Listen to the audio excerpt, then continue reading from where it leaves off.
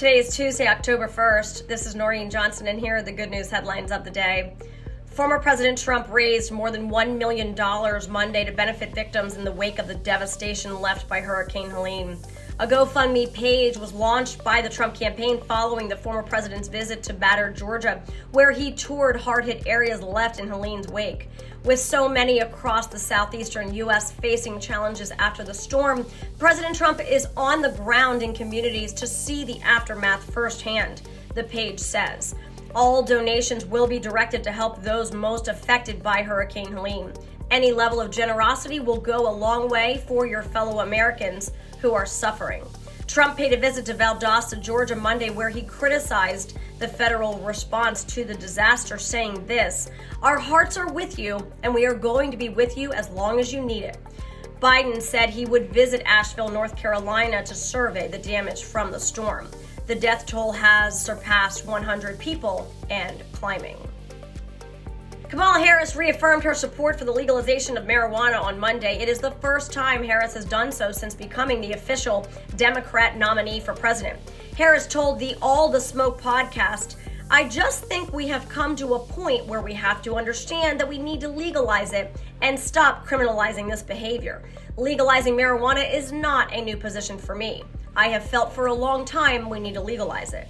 However, Harris's views on marijuana have changed over the years. Harris aggressively prosecuted marijuana-related crimes as San Francisco's district attorney and as California's attorney general.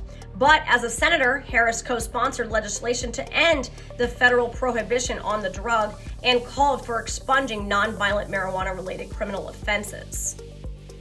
And then also on Monday, a Georgia judge struck down the state's 6-week abortion ban. The Fulton County Superior Court judge called the 6-week ban arbitrary and ruled that liberty in Georgia includes the power of a woman to control her own body, to decide what happens to it and in it, and to reject state interference with her healthcare choices. Judge Robert McBurney wrote this in his ruling: "When a fetus growing inside a woman reaches viability, when society can assume care and responsibility for that separate life, then and only then may society intervene."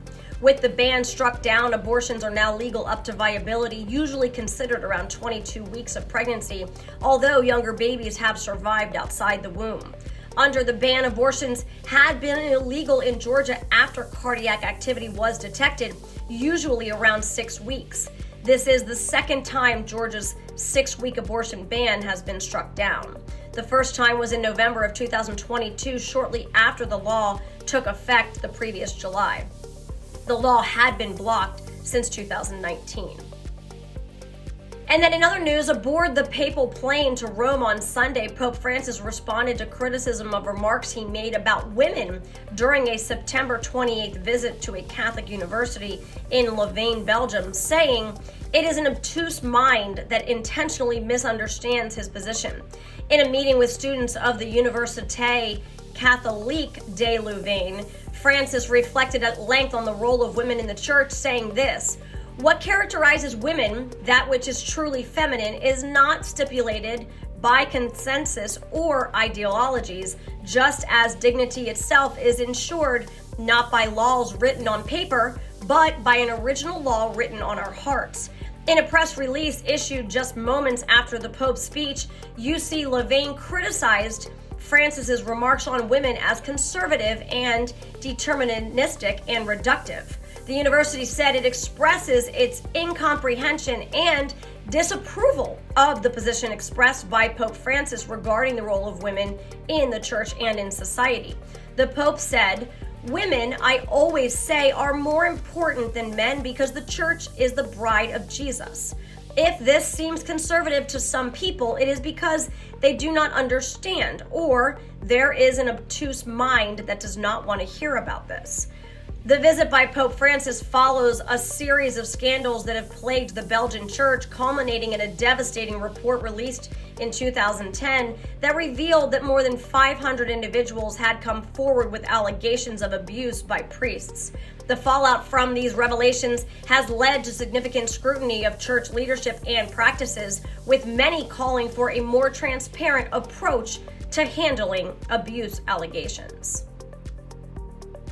And then today, October 1st, marks the feast day of Therese, who was canonized in 1925. In 1997, Pope John Paul II proclaimed her a Doctor of the Church, the third woman to be so recognized in light of her holiness and the influence of her teaching on spirituality in the Church. St. Therese, called the Little Flower, said, "I want to spend my heaven doing good on earth." St. Therese, pray for us. And those are your daily good news headlines. This is Catholics for Catholics. May God bless you, and may God bless the USA.